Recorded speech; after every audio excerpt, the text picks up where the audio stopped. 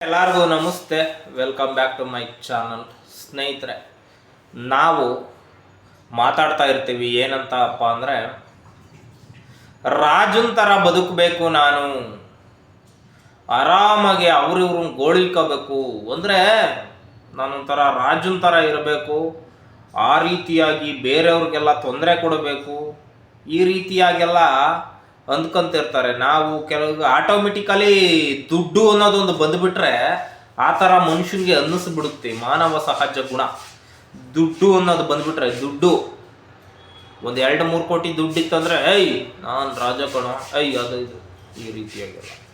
ಸ್ನೇಹಿತರೆ, ಯಾರೂ ಕೂಡ ಸಿರಿ ಬಂದ ಕಾಲಕ್ಕೆ ಬಲು ಮೆರೆಯಬೇಡ ಅಂತ ಹೇಳಿಬಿಟ್ಟು ಕನಕದಾಸರು ಹೇಳಿದ್ದಾರೆ. ಈ ಒಂದು ಸಿರಿತನ ಆದವರು ಅವರು ವಯಸ್ಸಾದಂತಹ ಕಾಲದಲ್ಲಿ ಕಷ್ಟ ಅನುಭವಿಸೇ ಸತ್ತೋಗಿರೋದು. ಏನೇನು ಮಾಡಿದಾರೋ ಅದನ್ನೆಲ್ಲ ಅನುಭವಿಸೇ ಸತ್ತೋಗಿದ್ದಾರೆ. ದೊಡ್ಡ ದೊಡ್ಡ ರಾಜರುಗಳ ಬಗ್ಗೆ ಹೇಳ್ತೀನಿ ನೋಡಿ ಸ್ನೇಹಿತರೆ. ಮೊದಲಿಗೆ ಕೃಷ್ಣದೇವರಾಯ ಗೊತ್ತು ನಮ್ಮೆಲ್ಲರಿಗೂ, ಕನ್ನಡದ ಅಪ್ರತಿಮ ದೊರೆ. ತುಂಬ ಚೆನ್ನಾಗಿ ರಾಜ್ಯಭಾರವನ್ನು ಮಾಡಿದ್ರು. 20 ವರ್ಷಗಳ ಕಾಲ ಹಂಪಿಯ ಗತವೈಭವವನ್ನು ಹೆಚ್ಚಿಸಿದ್ರು. ಇದೆಲ್ಲ ಕೇಳಿರುವಂಥ ವಿಷಯ. ಆದರೆ ಕೃಷ್ಣದೇವರಾಯನ ಮುಪ್ಪಿನ ಕಾಲದಲ್ಲಿ ಕೃಷ್ಣದೇವರಾಯ ಪ್ರತಿದಿನವೂ ಕೂಡ ನರಳಿ ಕಣ್ಣೀರಿಡುತ್ತಾ ಪ್ರಾಣ ಬಿಟ್ಟರು. ಗೊತ್ತಾ ಯಾಕೆ ಅಂತಂದರೆ,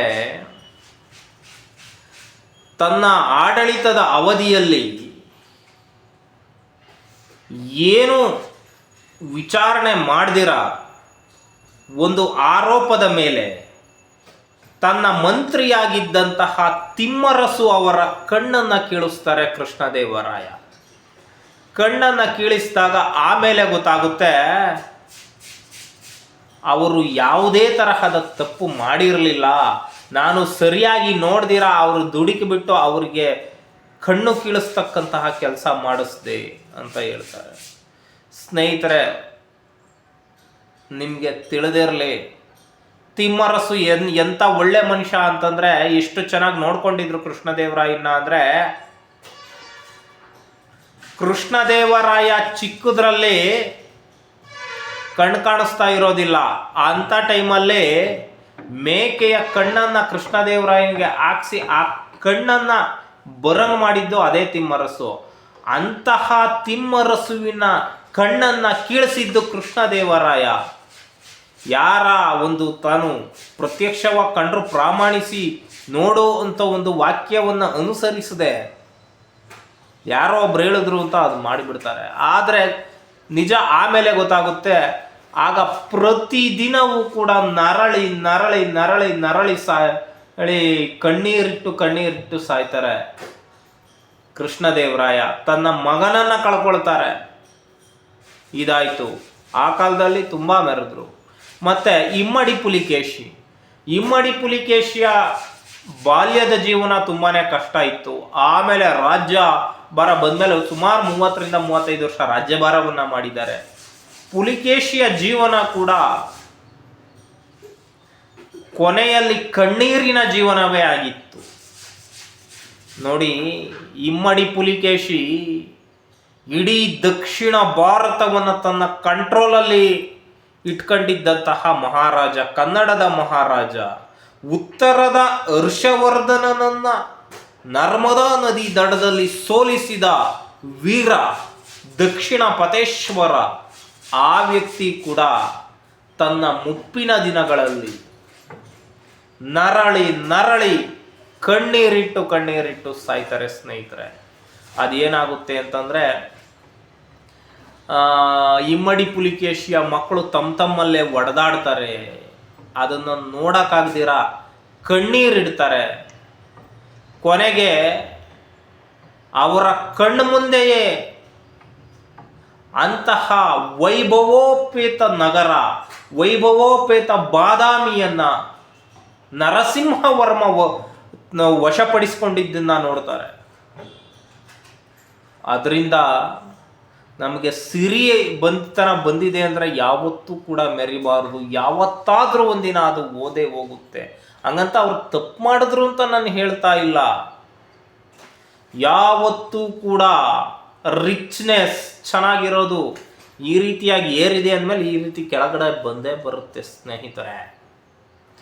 ಇನ್ನೊಂದು ವಿಷಯ ಏನಪ್ಪ ಅಂದರೆ, ಅಲೆಕ್ಸಾಂಡರ್ ದಿ ಗ್ರೇಟ್ ಅಲೆಕ್ಸಾಂಡರ್, ನಾನು ಪ್ರಪಂಚವನ್ನು ಗೆಲ್ತೀನಿ ಅಂತ ಬಂದಂತಹ ಅಲೆಕ್ಸಾಂಡರ್ ಏನಾದ ಕೊನೆಯಲ್ಲಿ ಆತ ಸಾಯೋ ಟೈಮಲ್ಲಿ ಹೇಳಿದ್ನಂತೆ, ಸಾಯ್ಬೇಕಾದ್ರೆ ನನ್ನ ಕೈಗಳು ಈಚೆ ಬರೋಂಗೆ ಹಿಂಗೆ ಈ ರೀತಿಯಾಗಿ ಈಚೆ ಬರೋ ಥರ ಮಣ್ಣು ಮಾಡಿ ನನ್ನ, ಯಾಕಪ್ಪ ಅಂತಂದರೆ ನಾನು ಇಷ್ಟೆಲ್ಲ ಈ ಥರ ಹಿಂಗೆ, ಯಾಕಪ್ಪ ಅಂದರೆ ಇಷ್ಟೆಲ್ಲ ನನ್ನನ್ನು ನಾನು ಇಷ್ಟೆಲ್ಲ ದೇಶಗಳನ್ನ ಗೆದ್ದರೂ ಕೂಡ ನಾನು ಸಾಯ್ಬೇಕಾದ್ರೆ ಏನೂ ತಗೊಂಡೋಗ್ತಾ ಇಲ್ಲ, ಬರಿಗೈಯಲ್ಲಿ ಹೋಗ್ತಾ ಇದ್ದೀನಿ. ಅದು ಜನಗಳಿಗೆ ಗೊತ್ತಾಗೋ ರೀತಿಯಲ್ಲಿ ನೀವು ಮಾಡಿ ಅಂತ ಹೇಳಿದ್ನಂತೆ.